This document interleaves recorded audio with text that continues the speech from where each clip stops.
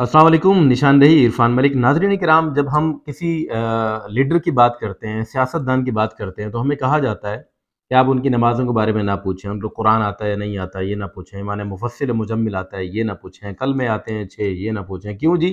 क्योंकि नेक लीडर की बजाय एक अहल लीडर हमें दरकार होता है। और मज़हब तो ज़ाती मसला है, मज़हब के बारे में बात क्यों की जा रही है? लेकिन यही सवाल, इसी तर्ज के सवाल जब एक सहाफ़ी अपनी ज़ाती दुश्मनियों, ज़ाती उन्नाद और ज़ाती बुग़्ज़ों को लेके किसी से पूछता है तो हम उसको सपोर्ट कर रहे होते हैं।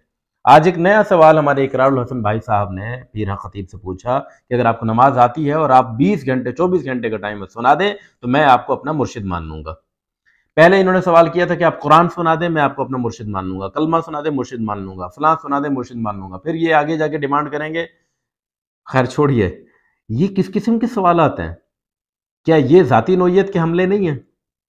मुझे शिकवा ना तो इकरार भाई से है, ना ही शिकवा मुझे हक खतीब से है। ना मैं इकरार भाई का मुखालिफ हूँ और ना ही हक खतीब का हामी हूँ। लेकिन मैं एक वीवर होने की हैसियत से आपसे और अपने आप से ये सवाल करता हूँ कि हमारा इंटेलेक्चुअल लेवल ये आन के बचा है कि इस किस्म के लोग कुएं में नाचेंगे और हम बाहर ऊपर से खड़े होकर तालियां बजाएंगे और उनको दाद व तहसीन के डोंगरे बरसाएंगे उन पर। ऐसा क्यों?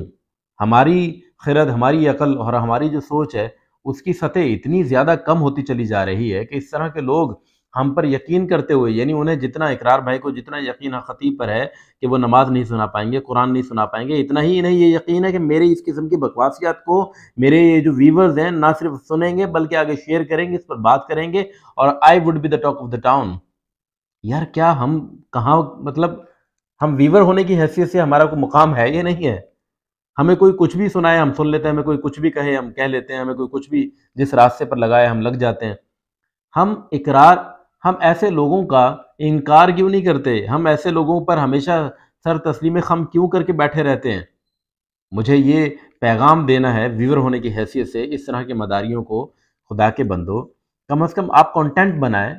और ख़ास तौर पे जैसे इकरारुल हसन जैसे लोग हैं, ये बड़े मेहनती और बड़े ही जद्दोजहद करने वाले और बहुत ही तहकीक करने वाले लोग हुआ करते हैं। मेरा ये ख्याल है मेहनती तो हैं बहरहाल।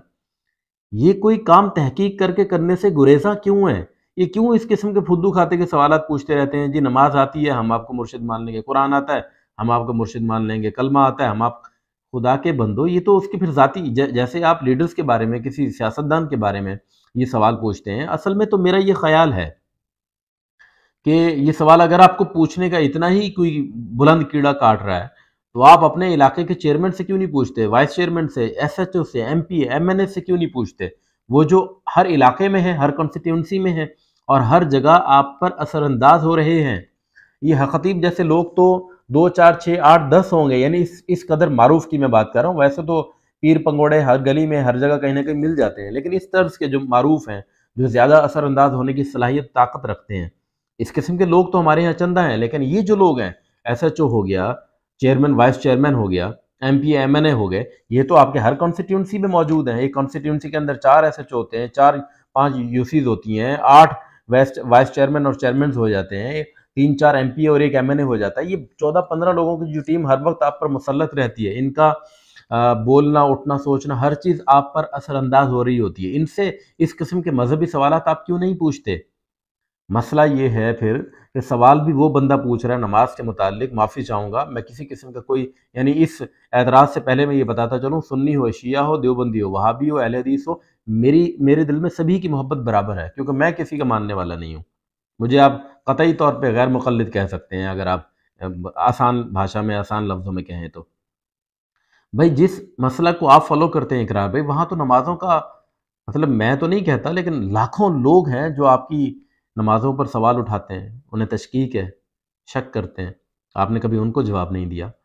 आपकी अपनी नमाज़ें मशकूक 100% मशकूक है, उनकी तो 24 घंटे बाद पता चलेगा वो नमाज़ सुनाते हैं, पढ़ते हैं, नहीं पढ़ते वगैरह। आप तो 100% आपकी नमाज़ें लाखों लोगों की निगाहों में मशकूक हैं। आप किस हक़ से ये सवाल कर रहे हैं? और फिर आपने कुरान का सवाल पूछा। माज़अल्लाह आपके यहाँ तो ये, मतलब मेरा ये ख़्याल है, ऐसा कहा और सुना और किताबों में लिखा गया है कि जी 10 पारे माज़अल्लाह बकरी खा गई। फिर आप कुरान की बातें लेके बैठ गए। आपके यहाँ कोई मदरसा ऐसा मुझे नज़र नहीं आता जहाँ तजवीद व तफ़वीज़ के साथ और बाकायदा कुरान पढ़ाने की इस तरह की रिवायत हो, जैसे اور یہ میں اس وقت کہہ رہا ہوں جب میں نے بالکل یہ بات واضح کہی کہ میرے دل میں کسی کے لیے کوئی نفرت کا قطعی طور پر مادہ نہیں ہے۔ پھر دوسری بات یہ ہے کہ انسان جب تبلیغ شروع کرتا ہے، حضور علیہ الصلوۃ والسلام نے تبلیغ شروع کی تو گھر سے اس کی بنیاد رکھی، اپنے قرب و جوار کے جو رشتہ دار تھے، دوست تھے، احباب تھے، سب سے پہلے اپنی اہلیہ حضرت خدیجہ رضی اللہ تعالیٰ عنہ کو آ کر اپنی وحی کا معاملہ بتایا، انہوں نے تشفی دی، تسلی دی، یعنی ان تک پیغام پہنچ گیا نا۔ آپ سب سے پہلے آپ تو ایک مسلک کے بہرحال فالوور ہیں نا، میری طرح یا تو اعلان کریں کہ جی غیر مقلد ہوں، کسی مسلک کا ماننے والا نہیں ہوں اور سبھی سے محبت کرتا ہوں، لیکن آپ چونکہ بہرحال ایک مسلک کے ماننے والے ہیں، آپ اپنے ہاں سے کیوں نہیں شروعات کرتے؟ جہاں امام باڑوں میں، امام بارگاہوں میں گھوڑوں کے نیچے لوگوں کو پتہ نہیں لٹایا جاتا ہے، اور قائد اعظم محمد علی جناح کو ان کے آباء و اجداد میں سے بتایا جاتا ہے، ذوالجناح کے گھوڑے کے، اور اس طرح کی نہ جانے اور کس قسم کی واحد قسم کی چیزیں ہیں۔ ممکن ہے آپ بھی ان کے بارے میں سوچتے ہوں کہ یہ نہیں ہونی چاہیے، لیکن آپ نے کبھی یوں ٹیلی ویژن پہ آ کر ان کے خلاف پروپیگنڈا نہیں کیا، ان کے خلاف اعلان برات نہیں کیا۔ تو سب سے پہلے اگر آپ نے تبلیغ کرنی ہے تو گھر سے شروعات کریں۔ سب سے پہلے اگر آپ نے علم حق بلند کرنا ہے تو اپنے گھر سے اس کی شروعات کریں۔ لیکن یہ کیا کہ گھر کے اندر اندھیرا، چراغ تلے اندھیرا، بالکل باہر، اور باہر لوگوں کو آپ روشنی بانٹتے پھر رہے ہیں۔ بانٹیے، اچھی بات ہے، ہمارا ملک اندھیروں کا شکار ہوتا ہوا دکھ رہا ہے، ایسے ملک میں آپ جیسی ایک امید کی کرن ہونی چاہیے، لیکن خدا کے لیے آپ کرن بن کے نہ رہ جائیں، آپ ایک شعلہ ہیں۔ شعلے کی جو ذوفشانی ہے وہ متعدد لوگوں کو، زیادہ لوگوں کو اور بڑے ہجوم کو متاثر کرنے کی صلاحیت رکھتی ہے۔ آپ آگ لگا سکتے ہیں، لیکن آپ آگ لگانے کے بجائے ایک چھوٹی سی خانقاہ کے چھوٹے سے پیر کی چنگاری بن کے بیٹھے ہوئے ہیں۔ یار آپ کی صلاحیتوں کو اچھی جگہ استعمال کریں اقرار بھائی۔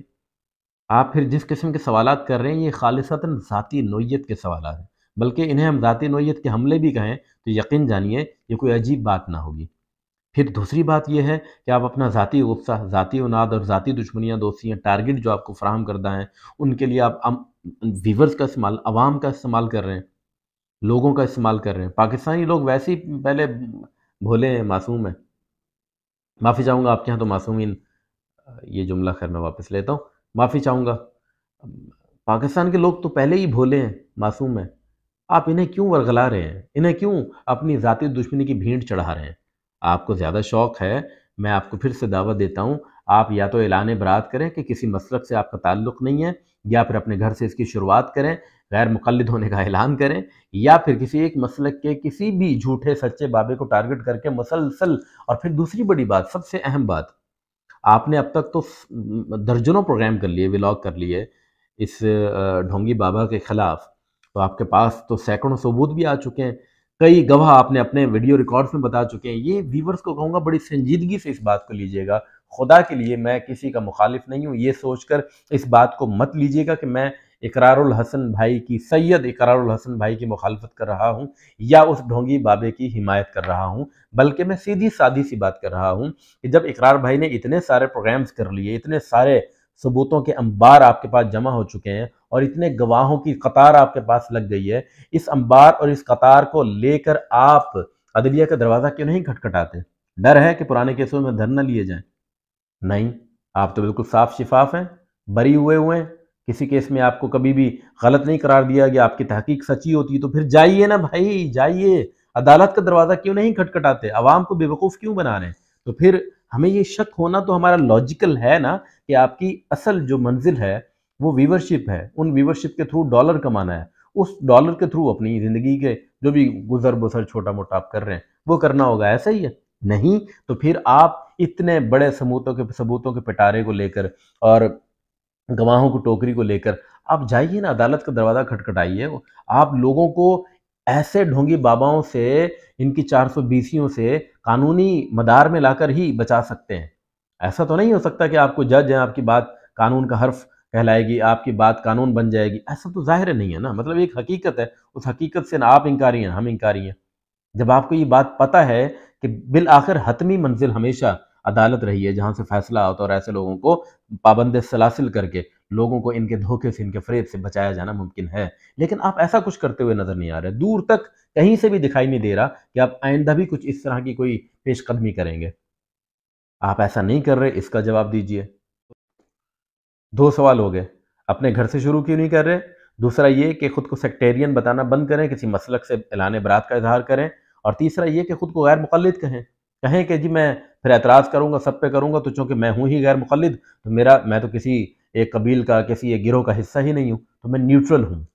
پھر آپ ذاتی حملے بھی کریں گے تو ہمیں شک نہیں ہوگا، لیکن ایک ایسا شخص جو کسی مسلک کا بہرحال نمائندہ بھی ہو، اور وہ ایک بڑے عہدوں پر بھی رہا ہو اور رہتا ہو اور عزتیں حاصل کرتا ہو، اللہ آپ کو اور عزتیں دے، تو ایسا شخص جب کسی دوسرے مسلک کے کسی بھی معروف شخص، چاہے وہ دھوکے باز ہی کیوں نہ ہو، کے خلاف کوئی بات کرے گا تو آپ پر سوال اٹھے گا۔ نمازوں کی بات کرتے ہیں، آپ کی اپنی نمازیں 3 ہوتی ہیں۔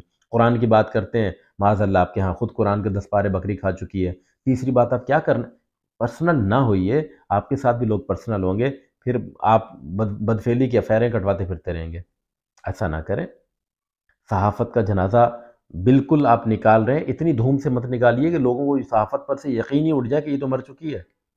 آپ ایک اچھے صحافی ہیں، آپ اس سے پہلے کچھ چھوٹے موٹے جو کام کر رہے تھے نا، وہ بہت اچھے کر رہے تھے۔ چھوٹے موٹے میں اس لیے کہہ رہا ہوں کہ جو بڑی مچھلیاں تھیں ان کی طرف آپ کبھی نہیں گئے۔ عوام ہے یہ تو نہیں جانتے، ہم صحافی ہیں، ہمیں پتہ ہے کہ کہاں جانا چاہیے، کہاں نہیں جانا چاہیے، کہاں سے آپ کنی کترا کے بھاگتے ہیں اور کہاں جا کے آپ دم لیتے ہیں، ہمیں پتہ ہے، سب پتہ ہے۔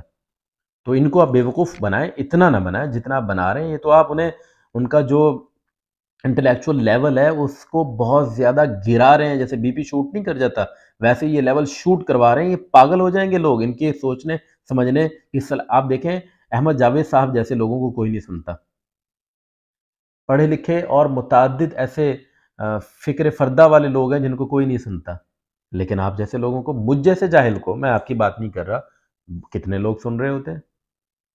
تو پلیز لوگوں کو اتنا، یہ میں پہلے بھی کہہ چکا، اب بھی کہہ رہا ہوں، انٹلیکچول ٹیررزم ہے، یہ انٹلیکچول کرپشن ہے جو آپ کر رہے ہیں، جس کا آپ مسلسل شکار ہو رہے ہیں۔ تو خیال کیجئے، رحم کیجئے لوگوں پر، جینے دیجئے، جھوٹ نہ بولیے، ذاتی حملے، ذاتی سوال نہ کیجئے۔ خیال رکھیں اپنا۔ السلام علیکم۔